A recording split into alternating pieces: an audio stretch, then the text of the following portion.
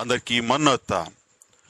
ప్రభునందు ప్రియమైన వాళ్ళారా, మళ్ళా మరొక మారు మోషే సుఖోపవాస ధ్యాన కూటంలోని ఈ 16వ దినము దైవ సన్నిధిని సమీపించుటకు ప్రభు మనకు అనుగ్రహించిన ఈ శ్రేష్టమైన తరుణము భాగ్యమును బట్టి ప్రభుని వందించచ్చు. మరి ప్రార్థన జరిగించుకొని వాక్య ధ్యానములోనికి వెళదాం. మరి 40 దినములు నిర్గమకాండములోని 40 అధ్యాయములను మనము ధ్యానము చేసుకుంటూ ఉన్నాం. దినమునకు ఒక అధ్యాయము. ఆ క్రమములో నేటి దినము క్రమమును బట్టి నిర్గమకాండములోని 16వ అధ్యాయమును మనం ధ్యానం చేసుకుందాం. ధ్యానము కొరకైనటువంటి ప్రార్థనను జరిగించుకుందాం. మహోన్నతుడైన తండ్రి, మహిమ కలిగిన దేవ, వందనములు, స్తోత్రములు, ప్రణతులు. వాక్యదానకర్తవైన తండ్రి, మీ వాక్య గ్రంథములో నుండి మీ వర్తమానమును అందించుము. మీ వాక్య సారాంశము మా హృదయ నేత్రములకు కనబడినట్లు మా హృదయములను మీ పరిశుద్ధాత్మ చేత నింపివేయము. యుక్త కాలముల యందు యుక్త వాక్కును బోధించు క్రీస్తు ప్రభువా. ఈ కాలమునకు తగినవి చెప్పితి, ఎరిగి సహించుకొనదగును అంటూ దైవజనుని ద్వారా వ్రాయించిన తండ్రి, నేటి ఈ ధ్యాన కూటమునకు తగిన వాక్కును వినిపించుము. ప్రభువా, నిర్గమకాండములోని 16వ అధ్యాయమును మేము ధ్యానించుటకు పూనుకొనుచున్న వారమై ఉండగా మీ ఆత్మ సహాయమును తండ్రి మీరే మాకు దయచేయము. నేటి కాలములో వివిధమైనటువంటి పరిస్థితులలో నిలిచిన వారమైన మాకు తగిన మీ వాక్కును ఈ 16వ అధ్యాయములో నుండి మీరే వినిపించుము. ఆయన వచ్చినప్పుడు నా వాటిలోనివి తీసుకుని మీకు బోధించును అంటూ మీరు పలికిన విధముగా తండ్రి వాక్య గ్రంథములోని సంగతులు, ఈ 16వ అధ్యాయంలోని సంగతులను మాకు బోధించున్నట్లు ఆత్మ తండ్రి యొక్క సహాయమును మాకు దయచేయమని వేడుకొని ప్రార్థిస్తూ ఉన్నాను. యెహోవా వాక్యమును శ్రద్ధగా వినాలి అనే కట్టడను ఏర్పాటు జనాంగమునకు మీరు నియమించిన వారై ఉన్నారు కనుక ఆ కట్టడను మీరు వారుగా మేము ఉండకుండానట్లు మీ వాక్యమును శ్రద్ధగా వినగలిగిన స్థితి మాకు దయచేయము. పౌలు గారు బోధించుచుండగా దైవభక్తి కలిగిన లూదియా ఎలాగూ వినుచుండగా తన అంతరంగము తెరవబడుట ద్వారా తన హృదయములో మీ వాక్యము ఫలించినదో తండ్రి, అట్టి కార్యమును మా అనుభవములోనికి తీసుకుని రమ్మని వేడుకొని ప్రార్థన చేయుచూ ఉన్నాం.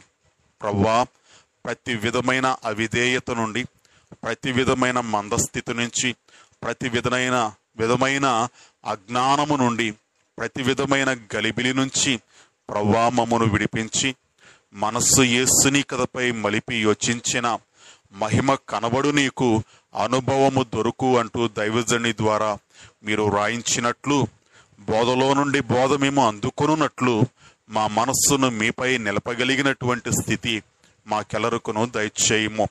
ఎంతమంది ఈ ధ్యాన కూటములో ఏకీవించిన వారై ఉన్నారో అట్టి వారందరికీ మనోనిదానమును కలగచేసి తండ్రి మీ మహిమ కొరకు మీ వాక్య వర్తమానమును అందించమని వాక్కయున్న యేసు నామమున వేడుకొని ప్రార్థిస్తూ ఉన్నాం పరమ తండ్రి, ఆమేన్.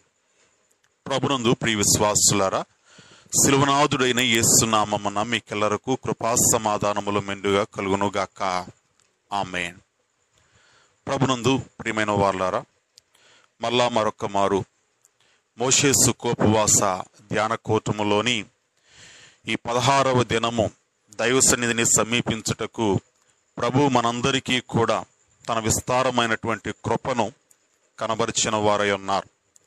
ప్రభునందు ప్రియమైన వాళ్ళారా, 15వ అధ్యాయములో ఇశ్రాయేలీయుల యొక్క ప్రయాణము, అలాగే వారి యొక్క స్తుతి కీర్తన, అలాగే వారి యొక్క ప్రయాణమును మనము ధ్యానం చేసుకున్నాం.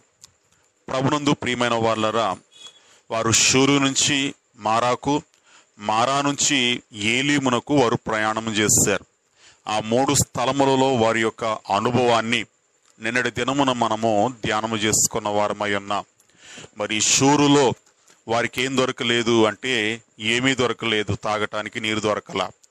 వారు మారాకు వచ్చారు కానీ మారాలో నీళ్లు భయంకరమైన చేదు, త్రాగుటకు వీలు లేనివి.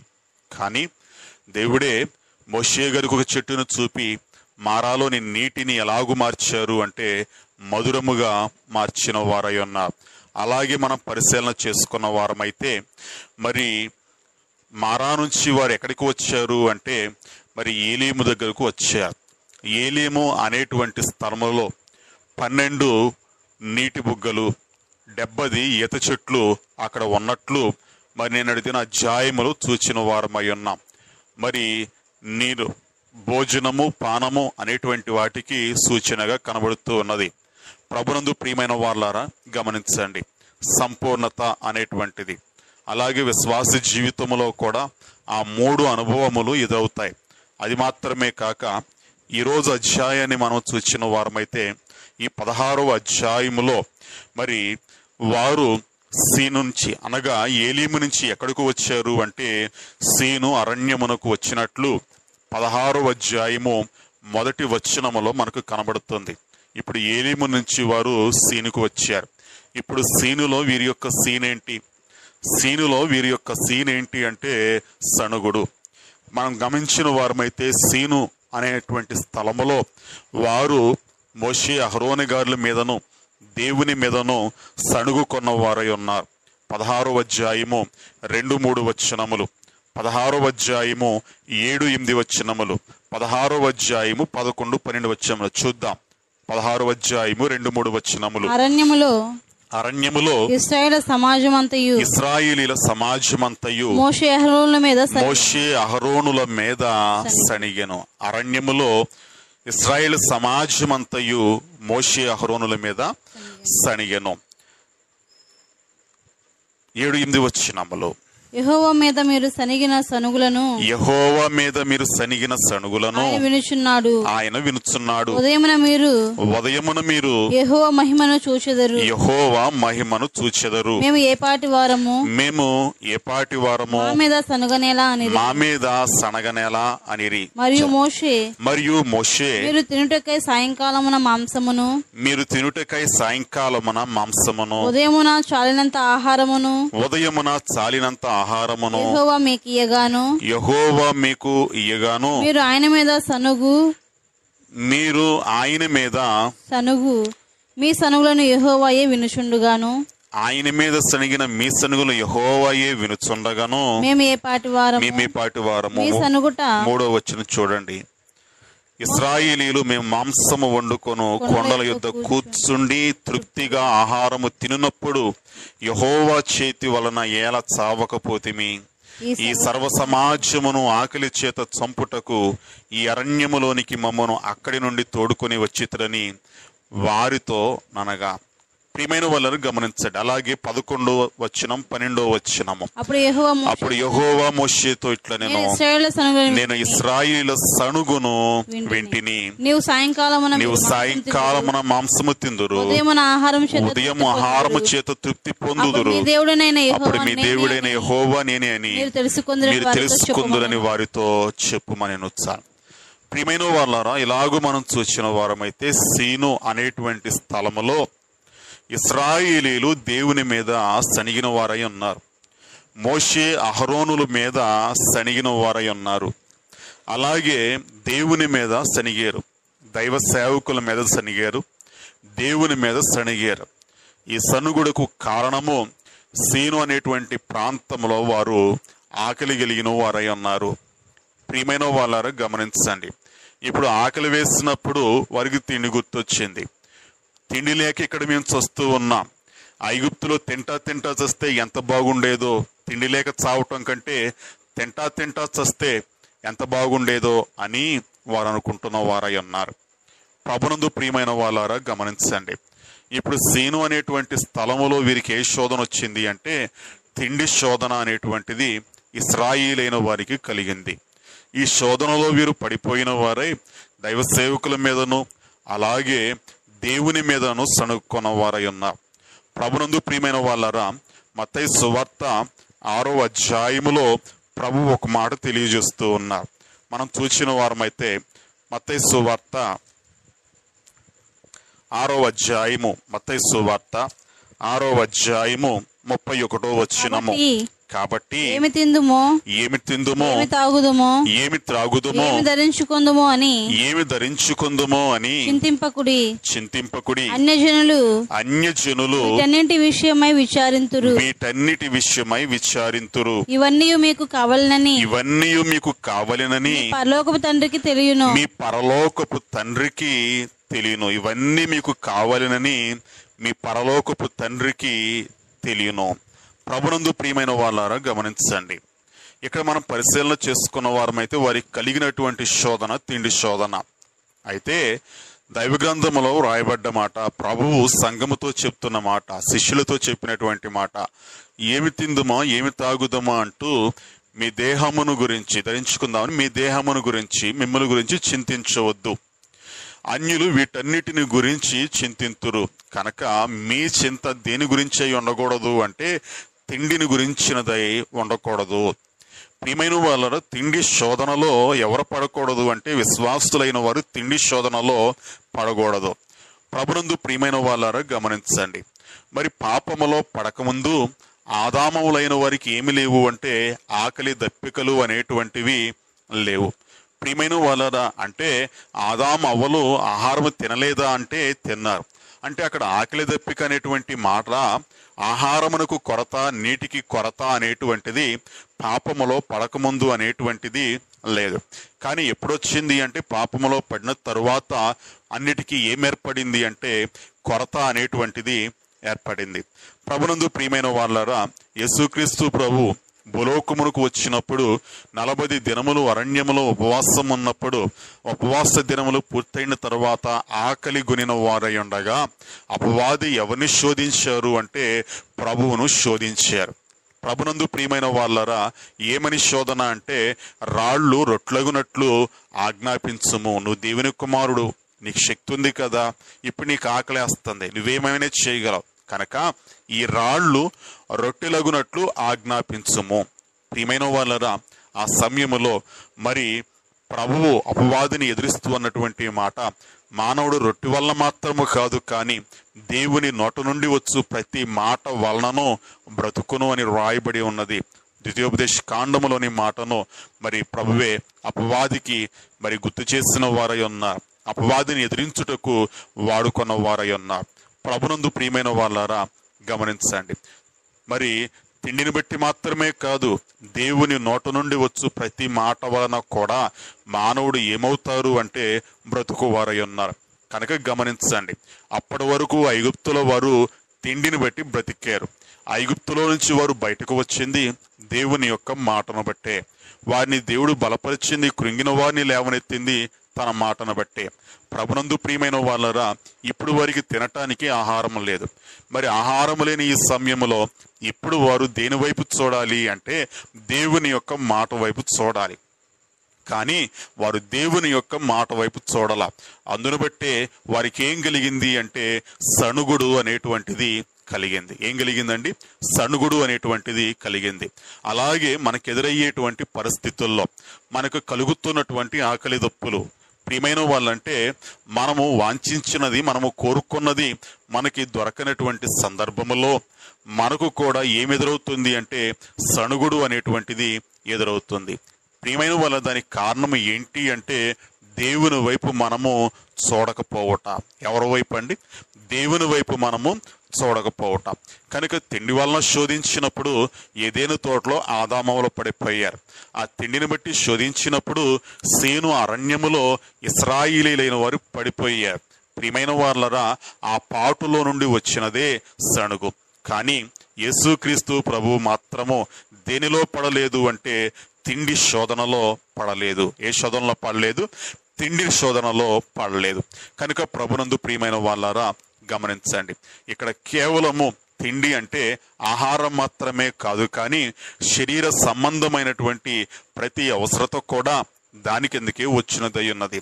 ప్రభువు నేర్పించినటువంటి ప్రార్థన, మా దినాహారము నేడు మాకు దయచేయము అనేటువంటి ఆ ప్రార్థన వివరమును దైవజనుని తెలియచేస్తూ, మా దినాహారము అనేటువంటి మాటలో ఏమున్నాయి అంటే నేటి దినమున మనకు అవసరమైనటువంటి సమస్తము కూడా దేనిలో ఉన్నాయి అంటే ఆ మాటలో ఉన్నాయి.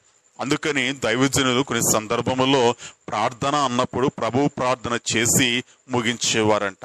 కారణం ఏంటి అంటే ప్రభు నేర్పించిన ప్రార్థనకు మించిన ప్రార్థన మనము చేయలేం.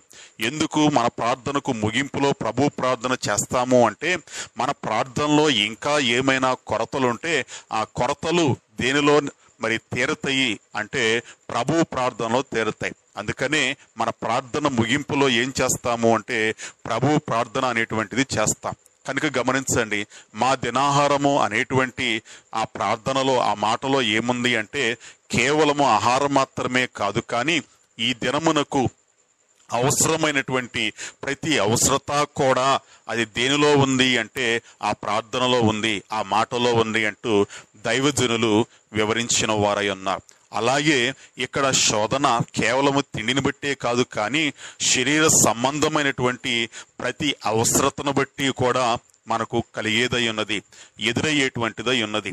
కనుక ప్రభునందు ప్రియమైన వాళ్ళరా, శరీర సంబంధమైనటువంటి అవసరతలు తీరనప్పుడు అవి తీరేటువంటి సదుపాయములు కావచ్చు, పరిస్థితులు కావచ్చు మనకు కనబడనప్పుడు మనం ప్రభు వైపు చూడాలి తప్ప ఆ ఏర్పడిన పరిస్థితిని బట్టి ఏం చేయకూడదు అంటే సణుగుట అనేటువంటిది చేయకూడదు. ప్రభునందు ప్రియమైన వారులారా గమనించండి, మరి ఆదివారం ఒక వాక్యాన్ని ధ్యానం చేసుకున్నాం. వారిలో అనేకులు అంటే వారిలో ఎక్కువ మంది దేవునికి ఇష్టలుగా ఉండకపోయిరి. వారు ఎందుకు దేవునికి ఇష్టలుగా ఉండలేకపోయారు అంటే వారిలో ఉన్న ఒక దుర్గుణము, ఒక అవిశ్వాస స్థితి ఏంటి అంటే సణుగుట అనేటువంటిది. కనుక ప్రభునందు ప్రియమైన వాళ్ళరా, ఈ సణుగుట నుంచి విడుదల పొందవలసిన వారమై ఉన్నాం. నిన్నటి దిన అధ్యాయములో కూడా వారికి ఏమొచ్చింది అంటే సణుగుడు అనేటువంటిది వచ్చింది, దప్పికను బట్టి. నేటి దిన అధ్యాయములో మనం చూస్తే వారికి ఆకలిని బట్టి ఏమొచ్చింది అంటే సణుగుట అనేటువంటిది వారికి వచ్చింది. ఇలాగూ చూస్తే 40 సంవత్సరముల వారి యొక్క ప్రయాణములో వారికి ఏమొచ్చింది అంటే వారు సణుగుతూనే ఉన్నవారై ఉన్నారు. వారి ప్రయాణము 40 సంవత్సరములు. ప్రభునందు ప్రియమైన వాళ్ళరా గమనించండి, అలాగే ఒక్కొక్క వ్యక్తికి ప్రభువు నియమించిన ప్రయాణము విశ్వాసికి భూలోకంలో కనబడుతూ ఉంది. మనం పరిశీలన చేసుకుంటే 40 రోజుల వారి ప్రయాణము 40 సంవత్సరాలు పట్టింది. ప్రియమైన వాళ్ళ దగ్గర దారి నుంచి వెళ్ళవలసింది వారి యొక్క స్థితిని బట్టి, వారి బలహీనతను బట్టి, వారి యొక్క పిరికితనమును బట్టి చుట్టు మార్గము గుండా వెళ్ళవలసి వచ్చింది. ప్రియమైన వాళ్ళ గమనించండి, అలాగే మనం పరిశీలన చేసుకున్న వారమైతే నా దినములన్నీ నియమింపబడిను అంటూ లిఖితములాయను అంటూ కీర్తనకాడు పలుకుతున్న వారై ఉన్నారు. అనగా నేను యాత్ర చేయవలసిన దినములు, నేను ప్రయాణము చేయవలసిన దినములన్నీ కూడా ముందే లిఖించబడినవి అంటూ కీర్తనకాడు తెలియచేస్తున్న వారై ఉన్నారు. ప్రభునందు ప్రియమైన వాళ్ళారా, అలాగే మనం పరిశీలన చేసుకున్న వారమైతే మన యాత్ర దినములు, మన ప్రయాణ కాలములో మనము ఈ సనుగుడు నుంచి విడుదల పొందాలి. ప్రియమైన వాళ్ళారా, వారిలో అనేకులు మరి ఆ సనుగుడును బట్టి నశించిపోయారు. వారు తమ గమ్యాన్ని చేరలేకపోయిన వారై ఉన్నారు. కనుక ఈ సనుగుడు అనేటువంటి లోపము నుంచి మనము విడుదల పొందాలి.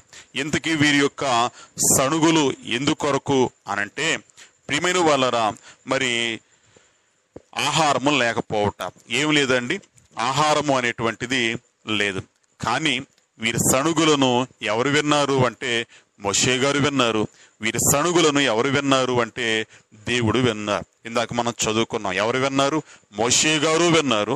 ఎవరు విన్నారు? దేవుడు కూడా విన్నారు. కనుక వీరి సణుగుడు విన్నటువంటి దేవుడు వీరికి ఏమిచ్చారు అంటే ఆహారాన్ని ఇచ్చారు. మనం చూడగలిగితే వారికి ఇచ్చిన 2 విధములైనటువంటి ఆహారము. ఒకటి మన్నాన్ని ఇచ్చారు, రెండోది ఏంటిది అంటే మాంసాహారము, పూరేడు పెట్టెలను ఇచ్చారు. మన మన్నా, మొట్టమొదటిది మన్నా. 16వ అధ్యాయము 14వ వచనము నుండి 16వ వచనం వరకు చూస్తే 14వ అధ్యాయం 16వ అధ్యాయము 14 నుంచి 16 వరకు. పడిన ఆ మంచు ఎగిరిపోయిన తరువాత నూగు మంచు వలె సన్నని కణములు అరణ్యపు భూమి మీద కనబడెను. ఇశ్రాయేలీయులు దాన్ని చూచినప్పుడు అది ఏమైనది తెలియక ఇదేమి అని ఒకరితో ఒకరు చెప్పుకొనిరి. మోషే ఇది తినుటకు యెహోవా మీకు ఇచ్చిన ఆహారము. యెహోవా మీకిచ్చిన ఆహారము. యెహోవా ఆజ్ఞాపించినదేమనగా. గమనించండి, తినుటకు ఇశ్రాయేలీయులకు దేవుడిచ్చినటువంటి ఆహారము ఏంటిది అంటే మన్నా. ఏంటిదండి? మన్నా. ప్రియమైన వారలారా, ఎలా ఉంది ఈ మన్నా అంటే 31వ వచనం చూద్దాం. 31వ వచనము. ఇశ్రాయేలీయులు దానికి మన్నాను పేరు పెట్టి పెట్టిరి. అది తెల్లని కొత్తిమీర గింజ వలె ఉండెను. అది తెల్లని కొత్తిమీర గింజల వలె ఉండెను. దాని రుచి తేనెతో కలిపిన అపూపముల వలెను ఉండెను. గమనించండి, ఎలా ఉంది మన్నా అంటే కొత్తిమీర గింజల వలె ఉంది చూడటానికి. అలాగే రుచి ఎలా ఉంది అంటే తేనెతో కలిపిన అపోపము వలె, తేనె కలిపిన అపోపము వలె, అప్పము వలె ఆ మన్నా ఉంది. అది మన్నా యొక్క రుచి, దేవుడు వారికి ఇచ్చినటువంటి ఆహారము. కీర్తనకారుడు రాస్తూ అంటున్న మాట 78వ కీర్తన 24, 25 వచనాలను మనం చూడగలిగితే, ప్రియమైన వాళ్ళారా 4వ వచనం, నిర్గమాకాండం 4వ వచనం చూద్దాం. ముందుగా అక్కడ రాయబడ్డటువంటి మాట, పరలోకము నుండి ఇదిగో నేను ఆకాశము నుండి మీ కొరకు ఆహారమును కురిపించెదను. ఎక్కడి నుంచి ఆహారము? ఈ మన్నా అనేటువంటి ఆహారము ఎక్కడి నుంచి కురిసింది అంటే భూమి మీద పండినది కాదు, మనుషులు పండించినటువంటిది కాదు. ఇది ఎక్కడి నుంచి కురిసింది అంటే ఆకాశము నుండి కురిసింది. ఎక్కడి నుంచి అండి? ఆకాశము నుండి కురిసింది. దేవుడు అంటున్న మాట, ఎక్కడి నుంచి వచ్చింది? నేను ఎక్కడి నుంచి కురిపిస్తాను అంటే ఆకాశం నుండి కురిపిస్తాను. కనుక పైనుంచి వానము, వడగళ్ళ వాన అంటాం. గమనించండి, పైనుంచి పడింది కాబట్టి ఆ వడగడిని ఏమంటామంటే వాన అంటాం. ప్రియమైన వాళ్ళని ఇప్పుడు పైనుంచి వాన వలె దేవుడు కురిపించారు, మంచు వలె కురిపించారు. దేన్ని అంటే మన్నాను. ఎక్కడి నుంచి అంటే ఆకాశం నుండి. కనుక ఆకాశం నుండి పడినటువంటి ఈ మన్నాను గురించి కీర్తనాకరణ మాటను చూస్తే, ఆహారమునకై ఆయన వారి మీద మన్నాను కురిపించెను. ఆకాశ ధాన్యము వారికి అనుగ్రహించెను. ఏ ధాన్యం అండి? ఆకాశ ధాన్యము. ఇది భూ సంబంధమైంది కాదండి, భూమి మీద పండింది కాదు. ఈ మన్నా యొక్క ప్రత్యేకత అదే. అది భూ సంబంధమైంది కాదు. దాని కొరకు మనుషులైన వారు ప్రయాసపడలేదు, మనుషులైనటువంటి వారు దాన్ని సాగు చేయలేదు, మనుషులైన వారు దాన్ని పండించలేదు. అది ఆకాశము నుండి పడింది. కీర్తనాకాడున్నటువంటి మాట, ఆ ధాన్యము ఎక్కడిది అంటే భూ సంబంధమైంది కాదు. భూ సంబంధమైన భూమి మీద అలాంటిది కనబడలా. ఆ ఆహారము భూమి మీద వారికి కనబడలేదు గనక ఇది ఏంటి అనుకున్నారు. మన్నా అంటే ఇది ఏమి అని అర్థం. ప్రియమైన వాళ్ళు గమనించాలి, అది ఏంటో తెలియక ఇది ఏమి అన్నారు. హెబ్రీ భాషలో దానికి ఏమని పేరు అంటే మన్నా అని పేరు. ప్రియమైన వాళ్ళు ఎలా ఉంది అంటే భూమి మీద ఉన్నటువంటి కొత్తిమీర గింజ వలె ఉంది. అనగా ధనియాలు అంటారు, తెలుసు కదండి, అలా ఉంది. కొత్తిమీర గింజ వలె ఉంది. ప్రియమైన వాళ్ళ కొత్తిమీర గింజ వలె ఉంది, కానీ ఆకారం అలా ఉంది. కానీ అది ఏం కాదు అంటే కొత్తిమీర గింజ కాదు. కానీ గమనించండి, ఏ ధాన్యం ఇది అంటే ఆకాశ ధాన్యము, భూధాన్యము కాదు. ఏ ధాన్యము అంటే ఆకాశ ధాన్యము. ప్రియమైన వాళ్ళారు గమనించండి, ఆకాశ ధాన్యమును వారు తిన్నారు. ఆకాశ ధాన్యాన్ని దేవుడు వారికి కురిపించారు. 25వ వచనము, దేవదూతల ఆహారము నరులు భుజించిరి. గమనించండి, ఇది ఆకాశము నుండి పడింది గనక, భూ సంబంధమైంది కాదు గనక ఇప్పుడు కీర్తనాకాడు ఏమంటున్నారు అంటే ఇది దేవదూతల ఆహారము. ఏ ఆహారం కాదు? మనుషుల ఆహారము కాదు. గమనించండి, పరలోకపు ఆహారాన్ని దేవుడు ఎవరికిచ్చారు అంటే ఇశ్రాయేలీయుల వారికి అనుగ్రహించిన వారై ఉన్నారు. ప్రభునందు ప్రియమైన వాళ్ళారా గమనించండి, మొట్టమొదటిది వీరికి ఏమిచ్చారు అంటే మన్నా. అలాగే వారు కోరిక ఏంటి అంటే, ఐగుప్తులు మా కొండల దగ్గర వండుకొని తినేవాళ్ళం మేము మాంసాన్ని, ఇప్పుడు మాకు మాంసం ఎవరు పెడతారు? వారు మాంసాహారమును కోరుకున్న వారై ఉన్నారు. మనం పరిశీలన చేస్తే 16వ అధ్యాయం 13వ వచనములో, కాగా సాయంకాలమున పూరేళ్లు వచ్చి వారి పాళెమును కప్పెను. గమనించండి, ఇప్పుడు వారికి ఏమిచ్చారు అంటే మాంసాహారాన్ని ఇచ్చారు. వారికి ఏమిచ్చారు అంటే ఆహారాన్ని ఇచ్చారు, పరలోకపు ఆహారాన్ని. దేవుడు వారికి ఇచ్చిన వారై ఉన్నారు. ప్రభునందు ప్రియమైన వాళ్ళారు గమనించండి, వారికి కలిగిన శోధన దేని బట్టి అంటే తిండిని బట్టి. అయితే వారి సనుగును విన్నటువంటి దేవుడే మరి చేసినటువంటి కార్యం ఏంటి అంటే పరలోకము నుంచి మన్నాను కురిపించుట. ప్రభునందు ప్రియమైన వాళ్ళారా గమనించండి, వారి సనుగుడు ఎవరు విన్నారు అంటే దేవుడు విన్నారు. ప్రియమైన వాళ్ళారా, సనుగుడు విన్నప్పుడు దేవునికి బాధ రాదా? మరి ఇశ్రాయేలీయులతో మాట్లాడుతూ మోషే అహరోనులు అన్నటువంటి మాట, ప్రియమైన వాళ్ళారా, మీ సనుగుడు దేవుని మీదే కానీ మా మీద కాదు.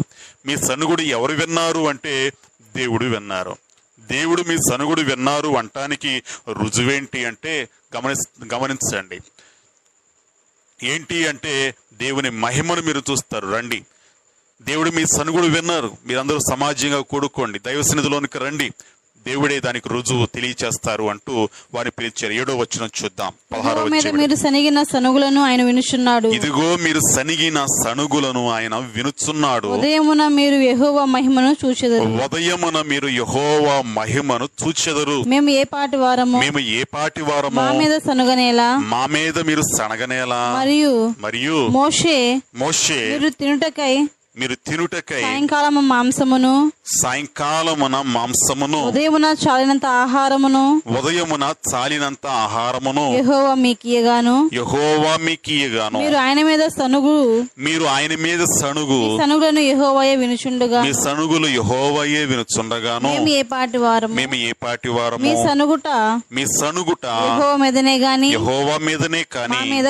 మా మీద కాదనెను. అంతట మోషే అహరోనుతో యెహోవా సన్నిధికి సమీపించుడి, ఆయన మీ సనుగులు వినినని నీవు ఇశ్రాయేలు సర్వ సమాజముతో చెప్పుమనెను. అట్లు అహరోను ఇశ్రాయేలు సర్వ సమాజముతో మాట్లాడుచుండగా వారు అరణ్యము వైపు చూచిరి. అప్పుడు యెహోవా మహిమ ఆ మేఘములో వారికి కనబడెను. గమనించండి, యెహోవా మహిమ ఆ మేఘములో వారికి కనబడెను. యెహోవా మహిమ ఆ మేఘములో వారికి కనబడెను. గమనించండి, మీ సనుగుడు మేమే కాదు, ఎవరు వింటున్నారు అంటే దేవుడు కూడా వింటున్నారు. మన మధ్యన దేవుడు లేరని మీరు మాట్లాడుకుంటూ ఉన్నారా? ఎక్కడ 2-3 నా నామమున కూడియుందురో వారి మధ్యన ఉందును అంటూ వాగ్దానం చేసినటువంటి దేవుడు ఇప్పుడు ఇన్ని లక్షల మందితో ఆయన లేరా? ప్రియమైన వాళ్ళరా, ఆ సన్నిధిని వారు అనుభవించలేదా? పగటి వేళ మేఘస్తంభములోను రాత్రి వేళ అగ్నిస్తంభములోనూ ఉండి దేవుడు వారితో కూడా నడిపించటలేదా?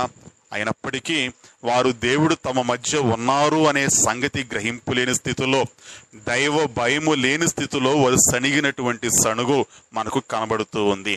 ప్రభునందు ప్రియమైన వాళ్ళరా, నేటి కాలమందు కూడా అనేక మంది అలాగే దైవ భయము లేని వారిగా దైవ సన్నిధిలో ప్రవర్తించువారై ఉన్నారు. జాగ్రత్త.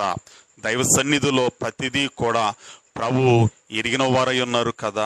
నీవు నా మీదే వేసే రంకెలు, నీవు కూర్చునుటయు, నీవు బయలు వెళ్ళుటయు, నా మీద వేసే రంకెలను నాకు తెలిసే ఉన్నవి. రబ్షాకేతో మరి పలికిన మాటలను బట్టి దేవుడు అన్నటువంటి మాట. ప్రభునందు ప్రియమైన వాళ్ళారా గమనించండి, ఈరోజు నామకార్థముగా దైవ సన్నిధిలో కూర్చునుట, ఆచారముగా దైవ సన్నిధిలో కూర్చునుట, మనస్సు దేవుని మీద నిలపకపోవుట, ప్రభు మన అంతరంగాన్ని చూచుటలేదా? ఇవన్నీ కూడా నామకార్థమే కదా.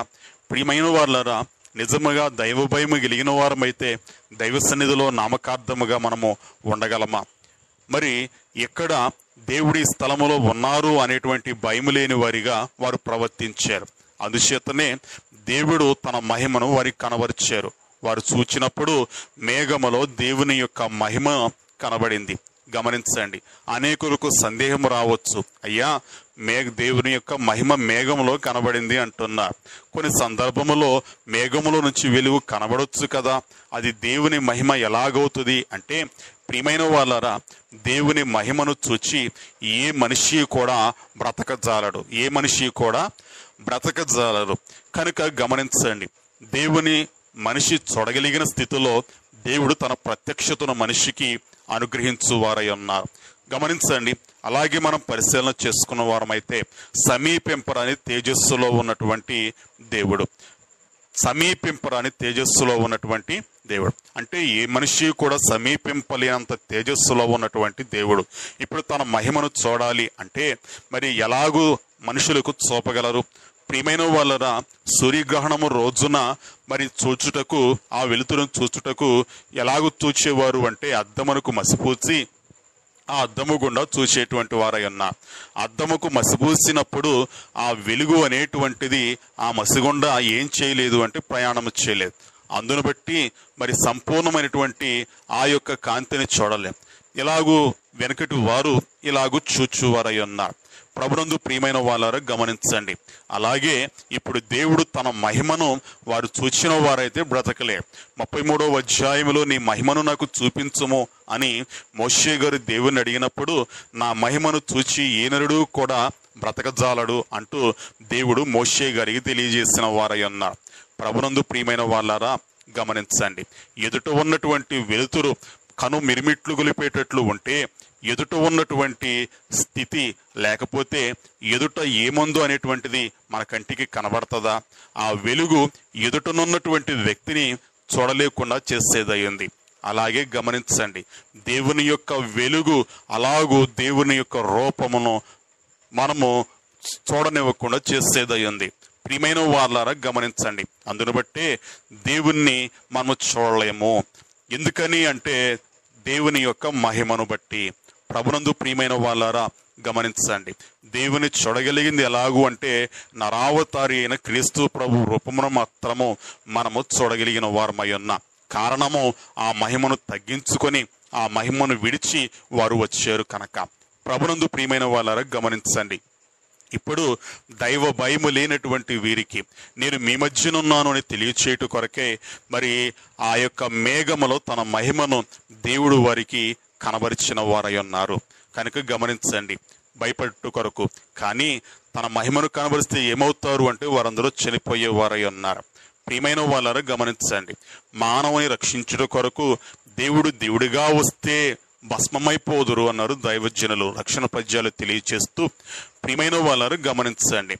మానవుని రక్షించటానికి దేవదూతలాగా వచ్చారు. అయితే మనుషులు ఏమవుతారు? దేవుళ్ళలాగా వచ్చారంటే భస్మమైపోతారు. కాదు, దేవదూతలాగా వద్దామంటే భయపడి దాక్కుంటారు. కుక్కవలే పిల్లివలే వద్దామంటే కొట్టి తరిమేస్తారు. అందుకని దేవుడు ఎలాగొచ్చారు అంటే మానవ రూపములోనే మానవుని యొద్దకు వచ్చారు అంటూ రక్షణ పద్యములో దైవజనులు వివరించిన వారై ఉన్నారు. కనుక మానవుడు చూడగలిగినటువంటి స్థితిలోనే దేవుడు మానవుని యొద్దకు వచ్చారు. కనుక దేవుని యొక్క రూపము, మానవ రూపము, క్రీస్తు ప్రభు యొక్క రూపమును మాత్రమే మనము చూడగలము. అప్పటికి క్రీస్తు ప్రభు యొక్క మరి రాక అనేటువంటిది లేదు కనుక ఇప్పుడు వారు ఏం చూడగలిగారు అంటే దేవుని యొక్క మహిమను. ఏది అడ్డుగా నిలబడింది? మేఘం అడ్డుగా నిలబడినప్పుడు ఈ మేఘము గుండా వారు దేన్ని చూడగలిగారు అంటే దేవుని యొక్క మహిమను వారు చూడగలిగారు. ప్రభునందు ప్రియమైన వాళ్ళారా గమనించండి. ఎలాగూ మనం పరిశీలన చేసుకున్న వారమైతే అనేక సందర్భముల్లో దేవుడు ఎలాగూ తన మహిమను మనకు కనబరుస్తూ హెచ్చరించువారై ఉన్నారు కనుక గమనించండి. దైవ సన్నిధిని భయము కలిగిన వారమై ఉండాలి. మరి మోషే గారు పడిపోలేదు, తొలగిపోలేదు. కానీ వారు మాత్రం ఎలాగో తొలగిపోయారు అంటే మోషే గారికి కలిగినటువంటి భయము. ఏం భయము అంటే నేను దైవ సన్నిధిలో ఉన్నాను అనేటువంటి భయము. గమనించండి, మండుచున్న పదయుద్ధకు మోషే గారు వెళ్ళినప్పుడు నేను మీ పితరుల దేవుని చెప్పినప్పుడు మరి భయపడి ముఖం కప్పుకొని చూడ విరిచెను అనేటువంటి మాట మనకు కనబడుతుంది 3వ అధ్యాయం, నిర్గమాకాండం 3వ అధ్యాయంలో.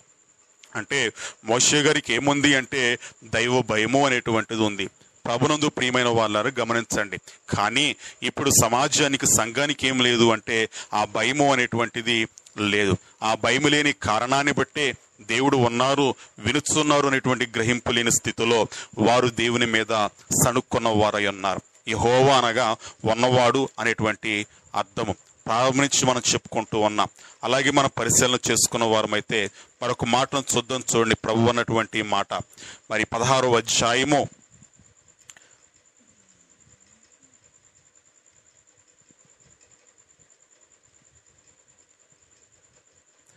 12వ వచనము చివరి భాగం చూద్దాం. అప్పుడు మీ దేవుడైన యెహోవాను నేనే అని మీరు తెలుసుకుందురని వారితో చెప్పుమనెను. మోషే గారితో అన్నటువంటి మాట, అప్పుడు మీ దేవుడైన యెహోవాను నేనే అని మీరు తెలుసుకుందరు. ప్రియమైన వాళ్ళరా గమనించండి, యెహోవా ఎవరో నాకు తెలియదు అన్నటువంటి ఫరో దేవుడు చేసిన కార్యములను బట్టి ఎవరో తెలుసుకున్నారు. ఆయన యొక్క బలాన్ని తెలుసుకున్న వారయ్యన్నారు. గమనించండి, ఇన్ని చూసినప్పటికీ వీరిలో ఏం పోలేదు అంటే మూర్ఖత్వం అనేటువంటిది పోలేదు. ప్రభునందు ప్రియమైన వాళ్ళారా గమనించండి, ఆ ఐగుప్తు యొక్క స్వభావము అనేటువంటిది పోలేదు. మాటిమాటికి వారు దేని జ్ఞాపకం చేసుకుంటున్నారు అంటే ఐగుప్తునే జ్ఞాపకం చేసుకుంటూ ఉన్నారు. ఐగుప్తు యొక్క తిండినే జ్ఞాపకం చేసుకుంటూ ఉన్నారు. ప్రభునందు ప్రియమైన వాళ్ళారా గమనించండి, మరి మీరు ఈ కార్యాన్ని బట్టి నేనే యెహోవాను అని మీరు తెలుసుకుందరు. అంటే నేను మీ మధ్యన ఉన్నవాడను అనే సంగతి మీరు తెలుసుకుంటారు. మీ సమస్త గొణుగుడు విన్నవాడను నేనే, వినువాడు నేనే అని మీరు తెలుసుకుంటారు. ప్రియమైన వాళ్ళారా, దేవుడు వారితో అన్నటువంటి మాట కనుక గమనించండి. నేటి కాలమందు అనేక మంది ఈ గ్రహింపు లేని వారిగా ఉన్నారు. కనుక గమనించండి ప్రియమైన వాళ్ళారా, గ్రహింపు లేని స్థితిలో ఉన్నప్పుడు ఐగుప్తీలైన వారికి ఏం కలిగింది అంటే శిక్ష అనేటువంటిది కలిగింది. ఆ శిక్ష ద్వారా గ్రహించినట్లు చేశారు. ప్రియమైన వాళ్ళారా, ఇశ్రాయేలుకు కూడా హెచ్చరికలు జారీ చేయబడుతున్నాయి. కానీ గ్రహింపు లేనప్పుడు వారికి కూడా ఏం కలిగింది అంటే శిక్ష అనేటువంటిది కలిగింది. ప్రియమైన వాళ్ళరా, సనగటాన్ని బట్టి, విభచరించటాన్ని బట్టి, ప్రియమైన వాళ్ళరా, మేము అలాగే వారి యొక్క అవిశ్వాస వారి యొక్క దురాశలను బట్టి వారికి ఏం కలిగింది అంటే శిక్ష అనేటువంటిది కలిగింది. గతంలో మనం చెప్పుకున్నాం, దేవుడు ఏమై ఉన్నారు అంటే న్యాయమై ఉన్నారు. కనుక దేవుని పిల్లలకు ఒక న్యాయము, సంఘం లోపల వారికి ఒక న్యాయము, సంఘం వెలుపటి వారికి ఒక న్యాయము కాదండి. న్యాయం అన్ని చోట్ల ఒకేలాగా ఉంటుంది. కనుక గమనించండి, ప్రభునందు ప్రియమైన వాళ్ళరా, వాక్యము రెండంచుల వాడిగలిగినటువంటి ఖడ్గం. అది కేవలం సంఘానికి మాత్రమే కాదు, అది ఎవరికి కూడా అప్లై అవుతుంది అంటే బోధించేటువంటి బోధకునికి కూడా అప్లై అవుతుంది. అలాగే వాక్యము, దేవుని యొక్క న్యాయము అనేటువంటిది సంఘానికి ఒకలాగా, సంఘమునకు వెలుపటి వారికి ఒకలాగా ఉండదు. కనుక గమనించండి, ప్రభునందు ప్రియమైన వాళ్ళరా, అవిధేయతను బట్టి ఇశ్రాయేలైనటువంటి వారు కూడా నశించిరి అంటూ పౌలు గారు తన పత్రికలో, మరి కొరింథీ పత్రిక 10వ అధ్యాయము, మొదటి పత్రిక 10వ అధ్యాయములో తెలియచేస్తున్న వారయ్యున్న. కనుక గమనించండి, ప్రభునందు ప్రియమైన వాళ్ళరా, వారు సరిగినటువంటి సమయంలో ప్రభువే వారిని హెచ్చరిస్తూ ఉన్నారు. అలాగే మనం పరిశీలన చేసుకున్న వారమైతే, మరి ఏలీములో, మారా అనేటువంటి స్థలం దగ్గర ఏలీములో దేవుడు వారిని పరీక్షించి మరి వారికి కట్టడ నియమించారు. ఏం నియమించారండి? కట్టడ నియమించిన వారయ్యన్న. అలాగే మనం పరిశీలన చేసుకున్న వారమైతే ఈ యొక్క సీను అరణ్యములో కూడా దేవుడు వీరిని పరీక్షించుననేటువంటి మాట మనకు కనబడుతూ ఉంది. మనం పరిశీలన చేసుకున్న వారమైతే సీను అనేటువంటి అరణ్యములో దేవుడు వారిని ఏం చేశారు అంటే మరి పరీక్షించిన వారై ఉన్నారు. 5వ వచనం 4వ వచనం చూడండి. యెహోవా మోషేను చూచి ఇదిగో నేను ఆకాశము నుండి మీ కొరకు ఆహారమును కురిపించుదను. వారు నా ధర్మశాస్త్రమును అనుసరించి నడుతురో లేదో అని నేను వారిని పరీక్షించుకున్నట్లు ఈ ప్రజలు వెళ్ళి ఏనాటి బత్యము ఆనాడే కూర్చుకొనవలెను. గమనించండి, ప్రభునందు ప్రియమైన వాళ్ళరా, సీను అనేటువంటి అరణ్యములో కూడా దేవుడు ఇశ్రాయేలైన వారికి ఒక పరీక్ష పెట్టారు. ఏం పెట్టారండి? ఒక పరీక్ష పెట్టారు. ఏంటా పరీక్ష అంటే, ఇప్పుడు వారికి ఆహారం ఎక్కడి నుంచి పడుతుంది అంటే ఆహారం నుంచి పడుతుంది. ఇప్పుడు వీరికి ఉన్న పరీక్ష ఏంటి అంటే, ఎక్కడ వీరు దేవుని మాట వింటారా లేదా, దేవుని ధర్మశాస్త్రమును అనుసరించి నడుస్తారా లేదా అనేటువంటి పరీక్ష. అలాగో నడుచుట కొరకు దేవుడు వారికి ఇచ్చిన మాట ఏంటి అంటే, మీరు ఏ రోజుకు సరిపడా ఆహారము, ధాన్యాన్ని ఆ రోజే కూర్చుకోవాలి, రేపటిది ఈ రోజు కూర్చుకోకూడదు. అలాగే 7వ దినము విశ్రాంతి దినము కనుక ఆ రోజున కూర్చుకునే పని నువ్వు చేయకూడదు. ఆ 7వ రోజు కూడా నువ్వు ఎప్పుడు కూర్చుకోవాలి అంటే 6వ రోజునే కూర్చుకోవాలి. 7వ రోజున నీవు కేవలము విశ్రాంతిగా, తీరికగా, ఊరకనే ఉండాలి. ఎలా ఉండాలి, ఎక్కడ ఉండాలి అంటే దైవ సన్నిధిలో పరిశుద్ధ సమాజముగా కూడుకొని ఉండాలి అనేటువంటి ఆజ్ఞను దేవుడు అక్కడ వారికి ఇచ్చారు. ఇప్పుడు నా మాటలను వీరు పాటిస్తారా లేదా? ఏంటి ఆ మాట? ప్రతి దినము కూడా వారు కూర్చుకోవాలి. అంటే ఒక దినాన్ని కూర్చుకొని ఒక దినాన్ని తీరిగ్గా ఉంటామంటానికి లేదు. ప్రతి దినము కూడా వారు పని చేయాల్సిందే. ప్రభునందు ప్రియమైన వాళ్ళరా, ఏ రోజుకు సరిపడా ఆహారాన్ని ఆ రోజు మీరు సిద్ధపరచుకోవాలి అంటూ దేవుడు వారికి ఏమిచ్చారు అంటే ఆజ్ఞాపించిన వారై ఉన్నా. మరి అలాగే 19వ వచనం వరకు మనం చూడగలిగితే వారికి ఇవ్వబడినటువంటి ఆజ్ఞ ఏంటి అంటే, మరి ఏ రోజుకు సరిపడా ఆ రోజు వారు సమకూర్చుకోవాలి. మరి ఎంత అంటే ఒక మనిషి ఓమేరు, అంటే ఒక్కొక్కరికి ఓమేరు. ఓమేరు అంటే ఏపాలో 10వ భాగం. ఏపాలో 10వ భాగం అంటే ఓమేరు అంటే కొలపాత్ర పేరు ఓమేరు.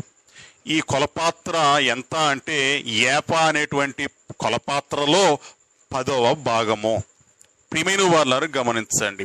మరి ఏపా అనేటువంటి కొలపాత్రలో మనం చూసిన వారమైతే మరి ఇంచుమించు మరి 22 లీటర్లు అంటే 22 లీటర్ల 300 గ్రాములు పట్టేటువంటి నీరు అంటే ఆ ద్రవ పదార్థం అనేటువంటి దానిలో పడుతుంది. అంటే ఇంచుమించు దానిలో దశమ భాగము అంటే 10వ భాగము అంటే మరి ఇంచుమించు వారు ఎంత అంటే ఒక మనిషికి వచ్చేసరికి 2 కిలోలు 200 లేక 300 అంటే ఒక్క మనిషికి వచ్చేసరికి. అప్పుడు ఇంట్లో 10 మంది ఉన్నారనుకోండి, అప్పుడు ఎంత పోగు చేసుకోవాలి, ఎంత రెడీ చేసుకోవాలి? ఒక 20 కేజీలు 25 అనేటువంటిది వారు రెడీ చేసుకోవాలి. అంతేగాని అంతకు మించి ఎక్కువ వారు పోగు చేసుకోకూడదు, ఎక్కువ వారు కూర్చుకోకూడదు. దేవుడు వారికి ఇచ్చినటువంటి ఆజ్ఞ. తక్కువ కూర్చుకోకూడదు, ఏం చేయకూడదు? ఎక్కువ కూర్చుకో. ఒక కొలత అనేటువంటిది ఇవ్వబడింది. ప్రియమైన వాళ్ళారా, రోజుకి అంటే ఆ రోజుకి వారి ఆహారం ఎంత అంటే 2.5 కేజీలు ఒక మనిషికి వచ్చేసరికి. అలా ఇంట్లో 10 మంది ఉంటే ఆ 10 మందికి సరిపడా మీరు కూర్చుకోవాలి. మంచుతో పాటు పడుతుంది, మంచు ఎగిరిపోగానే అది భూమి మీద నేల మీద కనబడతాయి. వాటిని మొత్తాన్ని పోగు చేసుకోవాలి, దాన్ని వీరు సిద్ధపరచుకోవాలి. కాల్చుకునేది కాల్చుకోవచ్చు, వండుకునేది వండుకోవచ్చు. కానీ కాల్చుకునేది కావచ్చు, వండుకునేది కావచ్చు, అది కేవలము ఆ రోజుకు మట్టికే. 2వ రోజుకి దాన్ని ఉంచుకోకూడదు. ఉదాహరణకు ఈ రోజుకు సరిపడా ఉంచుకున్నారు, మరి రేపటికి సరిపడా ఉంచుకుందామంటూ తినకుండా దాచుకోకూడదు, దాన్ని ఎప్పటికప్పుడు తినేసేయాలి. దేవుడు వారికి చెప్పినటువంటి మాట. ప్రభునందు ప్రియమైన వాళ్ళారా, ఎక్కువ కూర్చుకోకూడదు, తక్కువ కూర్చుకోకూడదు.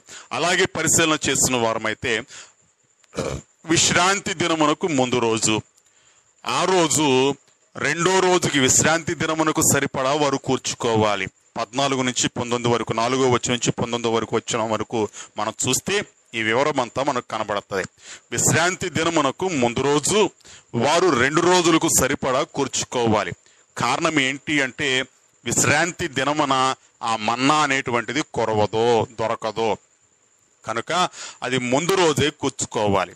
అయితే ఆ ముందు రోజు మీరు సిద్ధపరచుకొని 2 రోజులకు సరిపడా సిద్ధపరచుకోవాలి. ఆ రోజుకి తర్వాత రోజుకి వండుకునేది వండుకోవచ్చు, కాల్చుకునేది కాల్చుకోవచ్చు. కానీ ఈ సిద్ధపాటు దినము యొక్క ప్రత్యేకత ఏంటి అంటే ఈ రోజు 2 రోజులకు సరిపడా ఆహారం కురుస్తుంది. అలాగే ఈ రోజు సిద్ధపరచుకున్నది రేపంతా కూడా ఉంటది. వాస్తవానికి తెల్లవారితే పురుగు పట్టేసి కంపు కొడుతుంది. కానీ మరి విశ్రాంతి దినముకు ముందు రోజైన సిద్ధపాటు దినం యొక్క ప్రత్యేకత ఏంటంటే ఆ రోజు సిద్ధపరచుకున్నటువంటి ఆహారము 2వ రోజంతా కూడా ఉండేదై ఉన్నది. ప్రభునందు ప్రియమైన వాళ్ళారు గమనించండి. కొంతమంది ఆశపోతులు ఎక్కువ గుచ్చుకున్నారు, కానీ వారు కొలతేస్తే ఎంత వచ్చింది అంటే వారికి ఎంత అవసరమో అంతే వచ్చింది. కొంతమంది సోమరిపోతులు తక్కువ గుచ్చుకున్నారు, వారు కొలతేస్తే ఎంత వచ్చింది అంటే తక్కువ గాల, ఎంత వచ్చింది అంటే వారికి ఎంత అవసరమో అంతే వచ్చింది. గమనించండి, తగినంత దేవుడు వారికి అనుగ్రహించిన వారై ఉన్నారు. సొలొమోను గారు ఒక మాట అంటారు, అయ్యా నాకు తక్కువ ఇవ్వద్దు, ఎక్కువ ఇవ్వద్దు. తక్కువ ఇచ్చేవనుకో దొంగతనం చేసి నీకు అవమానం చేస్తానేమో, ఎక్కువ ఇచ్చేవనుకో కళ్ళు నెత్తుకొచ్చి దేవుడు ఎవరో అంటానేమో.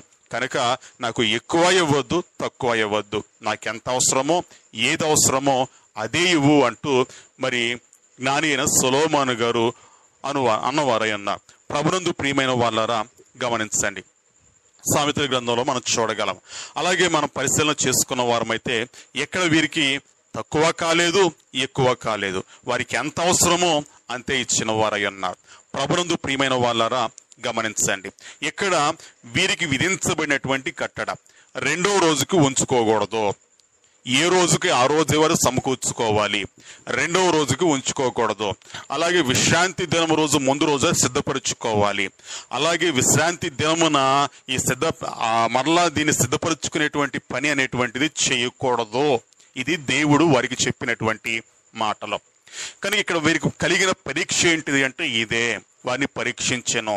ఏంటిది అంటే తన మాటలను ధర్మశాస్త్రం అనుసరించి వారు నడుస్తారో లేదో అని దేవుడు వారిని ఏం చేశాను అంటే పరీక్షించను అనేటువంటి మాట మనం ఇక్కడ చూస్తూ ఉన్నాం. ప్రియమైన వాళ్ళరా, కానీ వారు ఆ పరీక్షకు లోబడ్డారా?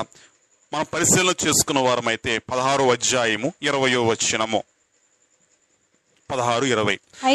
అయితే వారు మోషే మాట వెనక కొందరు ఉదయం వరకు దానిలో కొంచెము మిగిల్చుకొనగా. గమనించండి, 18వ వచనం చూస్తే ఎక్కువ కూర్చుకున్న వారికి ఎక్కువ కాలేదు, తక్కువ కూర్చుకున్న వారికి తక్కువ కాలేదు. అంటే ఎక్కువ కూర్చుకున్న వారు ఉన్నారు, తక్కువ కూర్చుకున్న వారు ఉన్నారు. కానీ వారికి చెప్పిన మాట ఏంటి అంటే మరి ఓమెరు, మనిషికి ఒక ఓమెరు, తలకు ఒక ఓమెరు చొప్పున మీరు కూర్చుకోవాలి అన్నారు. మరి ఒక కొలత అనేటువంటిది ఇవ్వబడింది. ప్రియమైన వాళ్ళారా, దానిలో ఎక్కువ కూర్చుకున్న వారు ఉన్నారు, తక్కువ కూర్చుకున్నారు. మొత్తం పోగు చేసి కొలత పెట్టినప్పుడు తక్కువ వారికి తక్కువ కాల, ఎక్కువ వారికి ఎక్కువ కాల. అంటే ఈ తక్కువ వారు ఎక్కువ వారు కూడా ఏం మీరారు అంటే ఆయన యొక్క మాటను మీరిన వారై ఉన్నారు. 2వది చూస్తే తెల్లవారికి ఉంచుకోవద్దు, రేపటికి ఉంచుకోవద్దు, ఇప్పటిదప్పుడే రేపటికి ఉంచుకోవద్దు అన్నారు.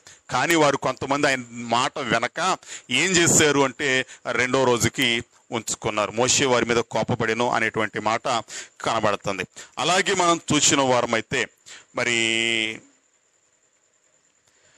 23వ వచనం నుంచి 27వ వచనం వరకు మనం చూసిన వారమైతే, 23 నుంచి 27 వచ్చిన వరకు చూసిన వారమైతే విశ్రాంతి దినముల గురించి చెప్పినటువంటి మాట, అది పరిశుద్ధమైంది కనుక నువ్వేం చేయకూడదు అంటే పని చేయకూడదు. ముందు రోజే మీరు సిద్ధపరచుకోవాలి అని చెప్పారు. ముందు రోజు ఏం చేయాలి? మీరు సిద్ధపరచుకోవాలి అని చెప్పారు. కానీ వారు చేసిన పనేంటి అంటే 27వ వచనము, ప్రజలలో కొందరు 7వ దినమున దాన్ని కూర్చుకొని వెళ్ళగా వారికి ఏమీ దొరకకపోయేను. గమనించండి ప్రియమైన వాళ్ళని, గమనించండి, ఏ రోజుకి ఆ రోజే కూర్చుకోమన్నారు, కానీ వారు 2వ రోజు కూడా సిద్ధపడ్డారు. గమనించండి, మాట మీరారు. అలాగే మనిషికి ఓమేరు అన్నారు, కానీ కొంతమంది ఎక్కువ గుచ్చుకున్నారు, కొంతమంది తక్కువ గుచ్చుకున్నారు, ధర్మశాస్త్రాన్ని మీరారు. అలాగే 7వ దినమున మీరు పని చేయకూడదు, దానికోసం వెళ్ళకూడదు, ఆ రోజు కొరవదని చెప్పారు. నిజంగా కొరవలేదు, కానీ కొంతమంది మనసు ఎగిరిన తర్వాత కదా అది కనపడేది అంటూ మనసు అయిపోయిన తర్వాత పోగు చేద్దామని వెళ్ళారు, కానీ వారికి కనబడలేదు. అంటే దేని మీరారు అంటే విశ్రాంతి దినం యొక్క ఆచారమును కూడా వారు మీరిన వారై ఉన్నారు. ఇప్పుడు సీను అనేటువంటి స్థలములో దేవుడు వారిని పరీక్షించగా, తన ధర్మశాస్త్రమునకు వారు లోబడతారా లేదని పరీక్షించగా, ఆ పరీక్షలో వారు గెలిచారా ఓడిపోయారా అంటే వారు ఓడిపోయారు. నిలబడ్డారా పడిపోయారు అంటే వారు పడిపోయారు. ప్రభునందు ప్రియమైన వాళ్ళారా గమనించండి, ఈరోజు మనలో కూడా అనేకులు ఇటు స్థితిని కలిగిన వారై ఉన్నారు. ప్రతి విషయములో కూడా సొంత ఇష్టము, సొంత మాటే కానీ దేవుని చిత్తమునకు చోటు లేనటువంటి స్థితి. ప్రియమైన వాళ్ళారా, దేవుని చిత్త ప్రకారము మనము లోబడతామా లేదామంటూ అనేక సందర్భములో దేవుడే మనను పరీక్షించు వారై ఉన్నారు. ప్రభునందు ప్రియమైన వాళ్ళరా, ఒకానొక సందర్భం అందు మరి సన్నిధి కూటంలో ఒక మాట చెప్పారు, ప్రభు ఒక పని చేయమని చెప్పి. కానీ ఒకానొకప్పుడు చేయొద్దని చెప్పినటువంటిది ప్రభువే చేయొద్దన్నారు, కానీ ఆ పనిని మరలా ప్రభువే చేయమన్నారు. ప్రియమైన వాళ్ళరా, నాకు మనసు కష్టంగానే ఉంది, ఎందుకు సరైంది కాదనే కదా ప్రభువు చేయొద్దన్నారు, మరి ఇప్పుడు ఎందుకు చేయమన్నారు అంటూ మరలా చేయటానికి పూనుకున్నా. ఆ పని అవ్వలేదు. మరలా ప్రభువు ఎందుకు ఇలా చెప్పారని అడిగితే సన్నిధి కూటములో ప్రభు అన్నటువంటి మాట ఏంటి అంటే, అనుకూలతలోనే కాదు ప్రతికూలతలో కూడా లోబడతావా లేదా అని పరీక్షించుట కొరకే ఆ మాట చెప్పాను అంటూ సన్నిధి కూటములో తెలియచేసిన వారై ఉన్నారు. ప్రియమైన వాళ్ళ ఎందుకొరకు అంటే నిజంగా చెయ్యొద్దన్నదని చేయటం కోసం కాదు, ఎందుకొరకు అంటే లోబడతామా లేదా అనేటువంటి పరీక్ష కొరకు. ప్రియమైన వాళ్ళరా, ఇస్సాకు గారిని బలర్పించమని దేవుడు చెప్పింది ఇస్సాకు గారిని చంపాలనేటువంటి ఉద్దేశం కాదు, అబ్రహాము గారు దేవునికి లోబడతారా లేదా అనేటువంటిది. ఎప్పటి వరకు చూస్తా ఉన్నారు అంటే తాను ప్రేమించిన కుమారుని కట్టేసి ఇక వధించడానికి కత్తి పైకెత్తేంత వరకు చూస్తా ఉండి పైకెత్తేంత ఆగు అన్నారు. ఎందుకు అంటే నీకు ఒక్కడయ్యున్నటువంటి కుమారుని కూడా నీవు నాకు ఇవ్వటానికి వినతీయలేదు కనుక నీవు దేవునికి భయపడువాడువని ఎందువలన తెలిసింది. ఇందుకోసమే నేను ఈ మాట చెప్పాను, అంతేకాని ఎందుకోసం కాదు, నీ కుమారుని చంపాలనే ఉద్దేశంతో మాత్రమో కాదు. కనుక ఆ పరీక్షలో అబ్రహాము గారు గెలుపొందిన వారై ఉన్నారు. కానీ అబ్రహాము గారి పిల్లలమనుకుంటున్నటువంటి మనమే అనేక సందర్భాల్లో ఓడిపోతున్న వారమై ఉన్నాం. ఇప్పుడు ఇశ్రాయేలుకి ఎదురైనటువంటి పరిస్థితి అదే. అలాగే విశ్వాసమును బట్టి అబ్రహాము సంతానం అనుకుంటున్న మన విషయంలో ఎదురయ్యేటువంటి పరిస్థితి కూడా అదే. కనుక ప్రభునందు ప్రియమైన వాళ్ళరా, వారికి దేవుడు పెట్టినటువంటి పరీక్షల సీన్లో వారు పడిపోయారు, ఓడిపోయిన వారై ఉన్నారు. కనుక ఇలాగూ వారు దేవుని యొక్క ధర్మశాస్త్రమును మెరటాన్ని బట్టే దేవుడు వారిని గద్దించిన వారై ఉన్నారు. మన పరిశీలన చేస్తే 16వ అధ్యాయము 28-29 వచనములు. 28-29. అందుకు యెహోవా మోషేతో ఇట్లా నేను మీరు ఎన్నాళ్ళ వరకు నా ఆజ్ఞలను నా ధర్మశాస్త్రమును అనుసరించి నడువనల్లరు. గమనించండి, మీరు ఎన్నాళ్ళ వరకు నా ఆజ్ఞలను నా ధర్మశాస్త్రమును అనుసరించి నడవనల్లకుండా ఉంటారు? ఎన్నాళ్ళ వరకు? ప్రియమైన వాళ్ళను మనం పరిశీలన చేసుకుంటే మరి 32వ అధ్యాయములో కూడా కనబడుతుంది, వారు లోబడనొల్లని ప్రజలు అనేటువంటి మాట మనకు కనబడతా ఉంది. లోబడనొల్లని ప్రజలు. ఇప్పుడు వీరు అంటున్న మాట, ఎన్నాళ్ళ వరకు మీరు లోబడరు, ఎన్నాళ్ళ వరకు నా ధర్మశాస్త్రము నా ఆజ్ఞలను అనుసరించి నడవకుండా మీరుంటారు. గమనించండి, తాను పొడుస్తానున్నప్పుడు ఫరో మాట విన్నారు కదా, మీకు స్వతంత్రనిచ్చి మీకు ఒక ఆధిక్యతనిచ్చి మిమ్మల్ని ఒక జనముగా నిలబెట్టి మీరు పరిశుద్ధులై ఉండుట కొరకు, దేవుని కుమారులుగా ఉండుట కొరకు మీకు ధర్మశాస్త్రాన్ని ఇచ్చాను, ఆజ్ఞనిచ్చాను. అది ఎందుకొరకు అంటే మీ క్షేమము కొరకే. ఎందుకొరకు అంటే మీ యొక్క క్షేమము కొరకే.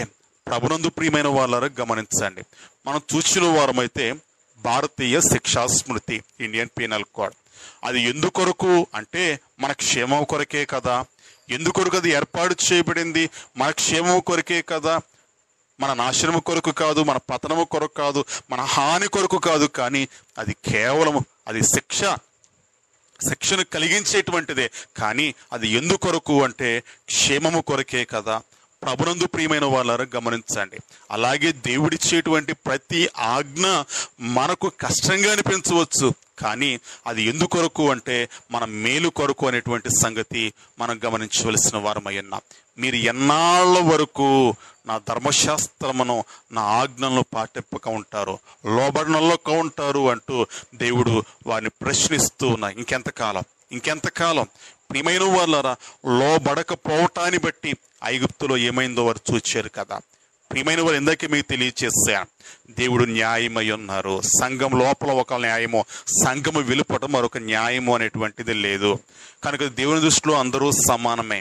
ప్రియమైన వాళ్ళారా, ఇంకా చెప్పాలి అంటే శిక్ష సంఘము వెలుపటి వారి కంటే సంఘము లోపల వారికే ఎక్కువగా ఉంటుంది. కారణం ఏంటంటే వారికి వాక్యం తెలియదు, వీరికి వాక్యం తెలుసు.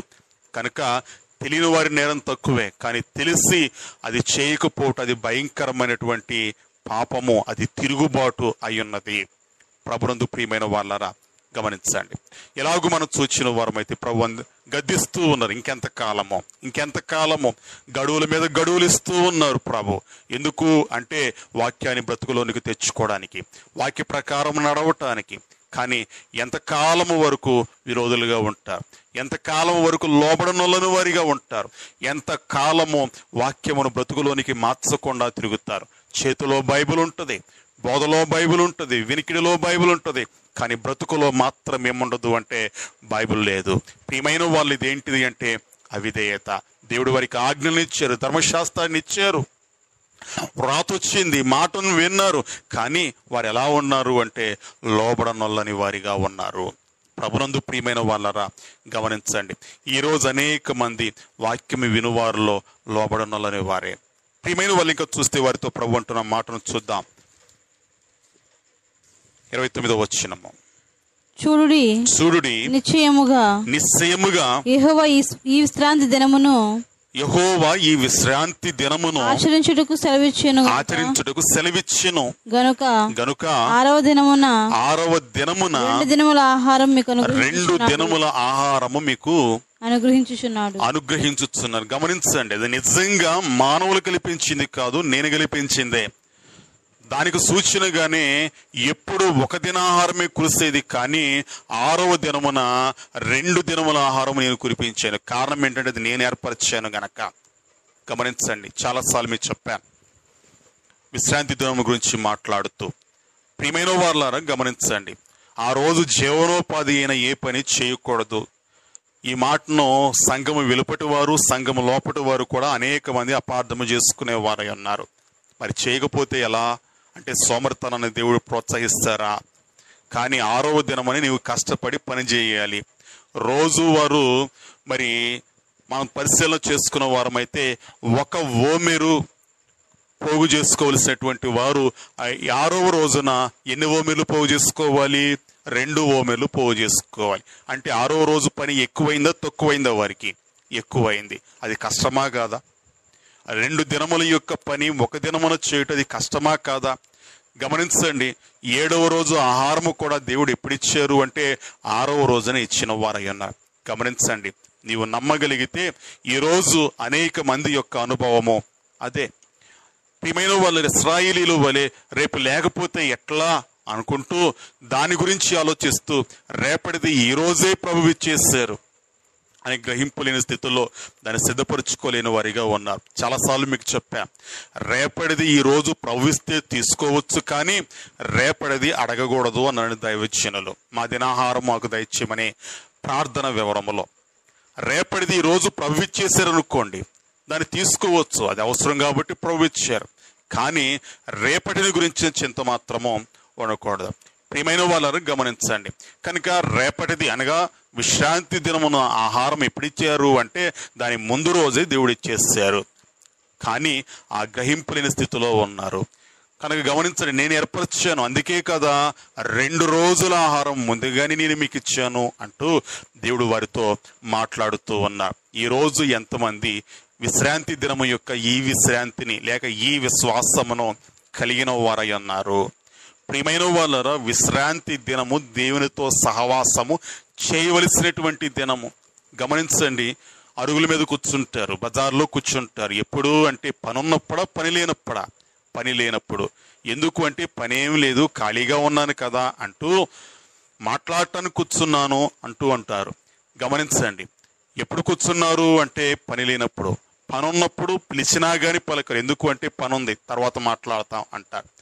గమనించండి, అలాగే మనం పరిశీలన చేస్తే విశ్రాంతి దినమున జీవనోపాధి అని ఏ పని చేయకూడదు. కారణం ఏంటి అంటే ఆ రోజంతా నీవు తీరిగ్గా ఉండాలి. ఎందుకు తీరిగ్గా ఉండాలి అంటే ఆ రోజంతా నువ్వు దేవునితో మాట్లాడాలి, ఆ రోజంతా దేవుడు నీతో మాట్లాడాలి. అందుకోసం విశ్రాంతి దినం. ప్రభునందు ప్రియమైన వాళ్ళారా గమనించండి, ఇందుకొరకు ఆరాధన దినము అనేటువంటిది ఏర్పాటు చేయబడింది. ప్రభునందు ప్రియమైన వాళ్ళారా, ఈరోజు ఎంతమంది దీన్ని సరిగా వాడుకోగలుగుతున్న వారై ఉన్నారు? అలాగే మనం పరిశీలన చేసుకున్న వారమైతే మరి దేవుడి వారికి చెప్పినటువంటి మరొక మాట మరి 32 నుంచి 33 వచ్చిన వరకు చూస్తే ఒక సాక్ష్యాన్ని మీరు ఉంచుకోండి. ఏంటా సాక్ష్యము అంటే అరణ్యములో దేవుడు మీకిచ్చిన ఆహారము మీ వంశపు వారు రాబోతున్న వారికి అది తెలియాలి. 32-33 వచనాలు. మరియు మోషే ఇట్లా నేను యెహోవా ఆజ్ఞాపించినదేమనగా నేను ఐగుప్తు దేశము నుండి మిమ్మును బయటికి రప్పించినప్పుడు అరణ్యములో తినుటకు నేను మీకిచ్చిన ఆహారము మీ వంశస్థులు చూచునట్లు వారు తమ యొద్ద ఉంచుకున్నట్లు దానితో ఓమేరు పట్టు పాత్రను నింపుడని. ఒక ఓమేరు పట్టు పాత్రను నింపుడనెను. గమనించండి, మనం పరిశీలన చేసుకుంటే 35వ వచనం చూస్తే, ఇశ్రాయేలులో నివసింపవలసిన దేశమునకు తాము వచ్చు 40 ఏండ్లు మన్నానే తినుచుండిరి. వారు కనాను దేశపు పొలిమేరలు చేరు వరకు మన్నాను తినిరి. ప్రభునందు ప్రియమైన వాళ్ళరు గమనించండి, ఇప్పుడు ఈ కనాను దేశమునకు వచ్చిన తరువాత పుట్టినటువంటి వారు ఉంటారు. వారికి ఏం తెలియదు అంటే మన్నా తెలియదు. వీరు ఎక్కడి నుంచి వచ్చారో, ఏ పరిస్థితుల గుండా ప్రయాణం చేస్తూ వచ్చారో వారు ఆ దేశంలోనికి వెళ్ళిన తర్వాత పుట్టిన వారికి తెలియదు. వారికి ఇప్పుడు వీరు సాక్ష్యం అవ్వాలి. ఏంటిదా సాక్ష్యము అంటే, ఈ ఆహారాన్ని సిద్ధపరచండి. వాస్తవానికి 2వ రోజుకు ఉండదు. ఏంటిది? ఈ యొక్క మన్నా. కానీ ఇప్పుడు ఆ మన్నా ఎక్కడ ఉంచమంటున్నారు అంటే, మోషే గారు చెప్తున్నారు, దేవుని సన్నిధిలో ఉంచుము అంటూ మరి అహరోను గారి తెలియచేస్తూ ఉన్నారు. ఒక పాత్రలో పెట్టాడు. ఆ పాత్రలో ఎంత మన్నా అంటే ఓమెరు, అంటే ఒక మనిషికి దేవుడిచ్చినటువంటి ఆహారము. ఆ యొక్క అరణ్యములో అలాగే వారు ప్రయాణము చేసిన 40 సంవత్సరముల కాలములో. ప్రియమైన వాళ్ళరా, ఎలాగో నేను మిమ్మల్ని పోషించానో మీ తర్వాత వారికి అది ఎలా ఉండాలి అంటే సాక్ష్యంగా ఉండాలి. ఈరోజు ఎంతమంది సాక్షులుగా నిలబడుతూ ఉన్నారు? చక్కగా పాడుకుంటారు, సాక్ష్యం ఇచ్చేదా మన స్వామి యేసు దేవుడు అంటూ సాక్ష్యం ఇచ్చేదా? ఈరోజు దేవుని కార్యమునకు సాక్షులుగా ఎంతమంది నిలబడగలుగుతూ ఉన్నారు? కానాలో ప్రభు చేసినటువంటి కార్యమునకు సాక్షులు ప్రభు యొక్క శిష్యులు, పరిచారకులు. ప్రియమైన వాళ్ళరా, ఆయన చెప్పినట్లు వారు చేశారు గనుకనే వారు సాక్షులుగా మారారు. అలాగే యేసుక్రీస్తు ప్రభువుకు సాక్షులు ఎవరు అంటే 12 మంది శిష్యులు, ప్రభువుతో కూడా ఉన్నవారు. ప్రభునందు ప్రియమైన వాళ్ళు ఆయన చిత్తమునకు లోబడ్డారు గనక వారు ఎలా మారారు అంటే సాక్షులుగా మారిన వారై ఉన్నారు. ఈరోజు నీ ప్రభువుని గురించి నీ సాక్ష్యమేమైంది? ఈరోజు నీ దేవుని గురించి నీ సాక్ష్యమేమైంది? అయ్యా, మేము అరణ్యములో 40 సంవత్సరములు ప్రయాణము చేసినప్పుడు, అరణ్యములు పంట పండేటువంటి స్థలం కాదు కదా, ధాన్యం వ్యవసాయం చేసేటువంటి ప్రాంతం కాదు కదా. మరి ఆ అరణ్యములో ఏం తిన్నాము అంటే ఆకాశ ధాన్యాన్ని దేవుడు మాకు ఇచ్చాడు. ఇదిగో ఇదే ఈ ఆహారాన్ని బట్టి దేవుడు మమ్మల్ని ఏం చేశారు అంటే అరణ్యములో బ్రతికించారు. ఈ ఆహారాన్ని ఇచ్చి మమ్మల్ని పోషించారు. ఈ ఆహారాన్ని బట్టినే మేము అక్కడ బ్రతికాము అంటూ వారు తర్వాతి తరమునకు వారు ఎలా ఉండాలి అంటే సాక్షులుగా ఉండాలి అంటూ దేవుడు తెలియచేస్తున్న వారై ఉన్నారు. ప్రభునందు ప్రియమైన వాళ్ళారా, గమనించండి, ఈరోజు నీ సాక్ష్యం ఏంటి? ఈరోజు ఎంతమంది దేవుని యొక్క వాక్యాన్ని అంగీకరించగలుగుతూ ఉన్నారు? పరలోకం నుంచి దిగువచ్చిన జీవాహారము నేనే అంటూ యోహాను సువార్త 6వ అధ్యాయంలో యేసు ప్రభు అంటున్న వారై అన్నారు. ప్రభునందు ప్రియమైన వాళ్ళారా, ఏంటిదా జీవాహారము అంటే, నేను ఇచ్చే జీవాహారం ఏంటంటే నా శరీరము నా రక్తము అంటారు. నన్ను తిని నా రక్తము త్రాగువారే నిత్య జీవము గలవారు అంటూ ప్రభు తెలియచేస్తున్న వారై ఉన్నారు. ప్రభునందు ప్రియమైన వాళ్ళారా, గమనించండి, ఆహార అరణ్యములో ఆ మన్నా తిన్నటువంటి ఇశ్రాయేలు చనిపోయారు, కానీ నేనిచ్చేటువంటి ఈ ఆహారము తిన్నటువంటి వారు ఎన్నటికీ చనిపోరు. అరణ్యములో ఆహారమేమో మరి మనం పరిశీలన చేస్తున్నటువంటి భూ సంబంధమైన శరీరమునకు, అలాగే యేసుక్రీస్తు ప్రభు ఇచ్చేటువంటి ఆహారము శరీరాహారము కాదు, అది ఆత్మ సంబంధమైంది. అందుకనే మరి ఇశ్రాయేలు అనగా ప్రభు పలికినటువంటి మాటను గ్రహించలేకపోయారు. చాలా మంది ఇది కఠినమైన మాట అంటూ వెనుతీసి వెళ్ళిపోయిన వారయ్యన్న, ఈయన శరీరాన్ని ఎలాగూ తినగలము, ఈయన యొక్క రక్తాన్ని ఎలాగూ తాగలము అంటూ అనుకున్నప్పుడు ఆ సందర్భంలో ప్రభు అంటారు, ఆత్మయే జీవింప చేయుచున్నది, శరీరము కేవలము నిష్ప్రయోజనము. అంటే నేను చెప్పేటువంటి ఈ మాట శరీర సంబంధమైనది కాదు. ఏంటిది అంటే ఆత్మ సంబంధమైనది. ఏంటిదండి అంటే ఈ మాంసం తినమని ఈ రక్తం తినమని కాదు నేను అంటున్నటువంటి మాట. ఏంటిది అంటే నాలో మీరు పాలివారై ఉండాలి. ఏం వారై ఉండాలి? పాలివారై ఉండాలి. అంటే నా మాంసములో మాంసముగా మీరు ఉండాలి, నా రక్తములో రక్తముగా ఉండాలి. అప్పుడే నేను ఎలాగూ నిత్య జీవము కలిగిన వాడినో మీరు కూడా నిత్య జీవము కలిగిన వారై ఉంటారు. ప్రియమైన వాళ్ళరా, వారు చనిపోయారు, కానీ నాలో పాలివారైతే మీరేమవరు అంటే చనిపోరు అంటూ యేసు ప్రభువే తన శరీర రక్తము గురించి 6వ అధ్యాయం యోహాను సువార్తలో తెలియచేసిన వారై ఉన్నారు. కనుక ప్రభునందు ప్రియమైన వాళ్ళారా, వారి ఎదుటనున్నటువంటి ప్రయాణము భూసంబంధమైన ప్రయాణం, కానీ మన ఎదుటున్నటువంటి ప్రయాణము భూలోకములో ఉన్న యెరూషలేము కోసం కాదండి, పరలోకము అనేటువంటి నూతన యెరూషలేము కొరకు. ఇది ఏ ప్రయాణము అంటే ఆత్మ సంబంధమైంది. రక్తమాంసములు దేవుని రాజ్యమును స్వతంత్రించుకున్న నేరవు. కనుక ఈ ప్రయాణానికి దేవుడు మనకిచ్చినటువంటి ఆహారం ఏంటి అంటే ప్రభు యొక్క శరీర రక్తములు, అనగా ప్రభు యొక్క సంస్కారపు విందు. ప్రియమైన వాళ్ళారా గమనించండి, అనగా ఆయన మన కొరకే నరావతారి అయ్యారు. ఆయన శరీరము దారి అయింది మన కొరకే. రక్త మాంసములు కలిగిన వానిగా మారింది ఎవరి కొరకు అంటే మన కొరకే.